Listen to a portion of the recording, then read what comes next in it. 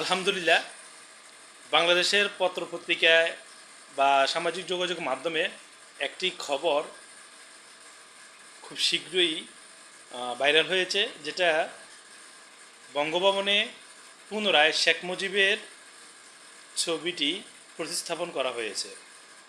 আমরা একটা জিনিস লক্ষ্য করলাম, জীবিত শেখ মুজিবের চেয়ে মৃত শেখ মুজিবই অনেক শক্তিশালী। শেখ মুজিবের নাম, ইতিহাস, ঐতিহ্য যতবারই ধামাচাপা দেওয়ার চেষ্টা করেছে, ততবারই সেখান থেকে সুগন্ধি এবং আলো ছড়িয়েছে। বাঙালি জাতিকে তিনি যেমন আলোর পথ দেখিয়েছেন, তার এই কৃতকর্মগুলি তাকে বাঙালি জাতিদের আত্মার যে জাগ্রত বোধটা, তিনি সেটা জাগান আল্লাহ তাআলা রাব্বুল আলামিনের রহমতে। তো তিনি শুধু বাঙালি জাতির পিতা আমরা বলি, তিনি কিন্তু বীরঙ্গনাদেরও পিতা। বর্তমান সরকারের প্রধানমন্ত্রী যিনি, তার মা প্রয়াত বেগম খালেদা জিয়া, তিনিও একজন বীরঙ্গনা নারী।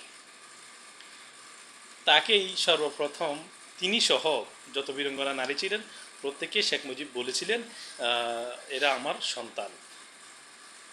তো এই বীরঙ্গনা নারীদেরকে নিয়ে আরেকটা ভিডিও, অন্য একটি পর্ব থাকবে ইনশাল্লাহ। তো আজকে এখানে শেখ মুজিবের ভিডিও ছবিটি বঙ্গভবনে পুনঃস্থাপন করাতে যারা পুনঃস্থাপন করেছেন তাদের প্রতি শ্রদ্ধাবোধ আরও বেড়ে গেল।